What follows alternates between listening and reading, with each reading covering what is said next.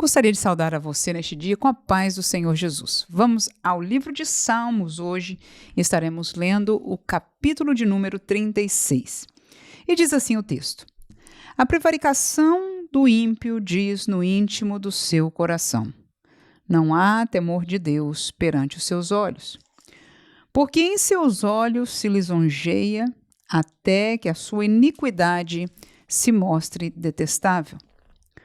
As palavras da sua boca são malícia e engano. Deixou de entender e de fazer o bem. Maquina o mal na sua cama. Pões em caminho que não é bom. Não aborrece o mal. A tua misericórdia, Senhor, está nos céus, e a tua fidelidade chega até as mais excelsas nuvens. A tua justiça é como as grandes montanhas, os teus juízos são um grande abismo. Senhor, tu conservas os homens e os animais. Quão preciosa é, ó Deus, a tua benignidade! E por isso os filhos dos homens se abrigam à sombra das tuas asas. Eles se fartarão da gordura da tua casa e os farás beber da corrente das tuas delícias. Porque em ti está o manancial da vida, na tua luz veremos a luz. Estende a tua benignidade sobre os que te conhecem, e a tua justiça sobre os retos de coração. Não venha sobre mim o pé dos soberbos, e não se mova a mão dos ímpios. Ali caem os obreiros da iniquidade, cairão e não se poderão levantar. O tema deste Salmo 36 está, imagino no título deste salmo, está intitulado A Malícia dos Ímpios. O nosso refúgio está em Deus e Deus salva os retos. Ou seja, há um tema tríplice, é um capítulo, como alguns outros de salmos, que não retém um tema centralizado. Portanto, nós poderíamos estar comentando sobre algumas diferentes pontos nessa meditação. No entanto, eu quero centralizar neste dia em uma pergunta somente: quem conhece a Deus? Onde eu encontrei? Encontrei no versículo 10, que diz: estende a tua benignidade sobre os que te conhecem. A benignidade do Senhor é pedida sobre aqueles que conhecem a Deus. E veio esta pergunta ao meu coração neste dia: quem é que conhece a Deus? Ora, se nós dissemos somos nós, primeiro nós quem? São os crentes? São os judeus? O que é que nos faz então conhecer a Deus? São experiências? É o que nós ouvimos? É o que nós lemos? É o que nós imaginamos? A verdade é que conhecer alguém, segundo o que nós entendemos na vida, a gente só conhece com o passar do tempo.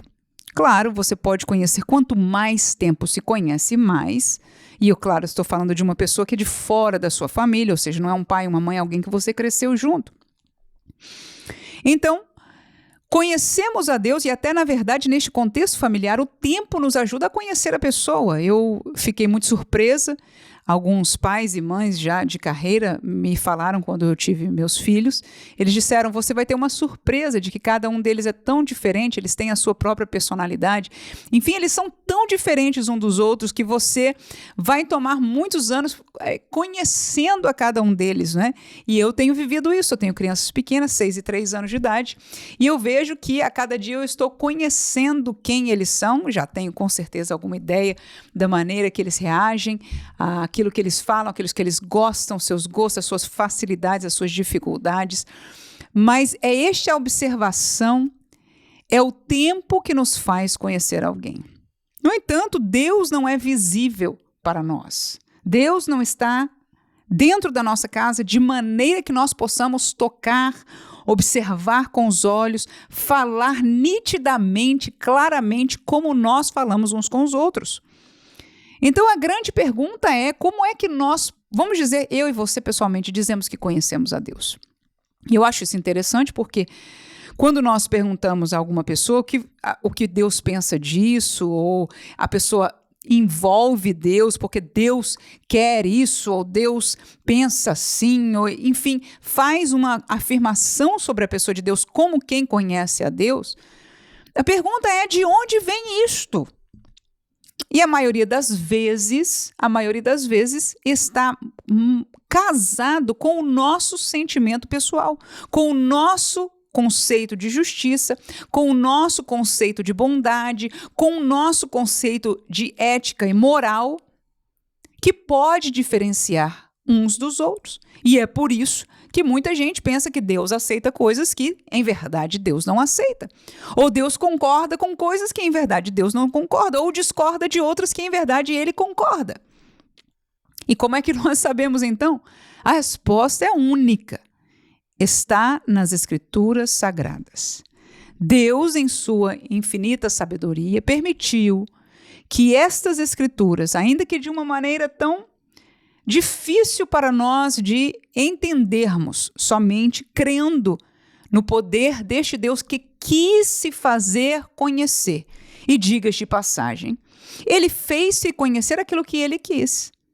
Então, quando nós conhecemos alguém, nós o conhecemos pela história da pessoa. E o texto bíblico conta, desde a história da criação, claro que Deus, pela Bíblia mesmo, nós entendemos, está escrito que Ele é um Deus eterno, ou seja, não há começo nem fim para a existência de Deus. No entanto, a nossa história, a nossa existência teve um começo e nós conhecemos a participação de Deus desde o começo da história por causa da Bíblia. Diga-se de passagem, Moisés, o autor dos primeiros 5 livros da Bíblia, não esteve presente no momento da criação. Portanto, essa descrição teve que ser-lhe dada por Deus, e graças a Deus nós conhecemos e reconhecemos pela história de Moisés que foi alguém que Deus lhe revelou muitas coisas. Deus esteve com ele, foi alguém que Deus falou com Moisés, segundo o texto bíblico, inclusive usando a colocação cara a cara, ou seja, tendo uma intimidade muito próxima de Moisés. Moisés ouviu a voz de Deus algumas vezes em sua vida. E Deus, então, revelou a lei para Moisés, não só os 10 mandamentos, o qual ele inscreveu naquelas naquelas tábuas de pedras, mas o resto da lei que compõe alguns livros da Bíblia Sagrada. Mas o texto do princípio da história da humanidade. Ou seja, nós conhecemos a nossa criação e como Deus está entrelaçado com ela por causa da Bíblia. Ora, desde a queda do homem, Deus estabeleceu um projeto para a sua salvação. A saída do problema que o homem se meteu, chamado pecado, desobediência a Deus. E este processo da salvação, Deus revelou no decorrer destas Escrituras. Volto a dizer, um livro difícil de ser entendido pelos homens que o veem naturalmente, porque há a participação de vários escritores. Há uma diferenciação de tempo do primeiro escrito para o mais recente, muito longa, mas Deus, Ele é e foi poderoso para que este livro se tornasse um livro que revelasse a história de Deus no sentido da história da humanidade, aonde Deus se relaciona conosco, seres humanos, sua criação. Alguém se conhece pela história, alguém é conhecido pelas suas palavras.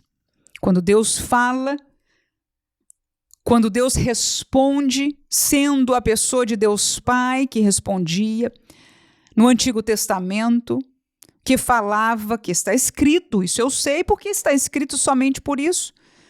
Ou Deus Filho, o Verbo encarnado, que esteve entre nós e falou e usou palavras e revelou tantas coisas do passado e daquele tempo que haveria de ser revelado e até coisas para o futuro. Nós conhecemos alguém pelas suas ações.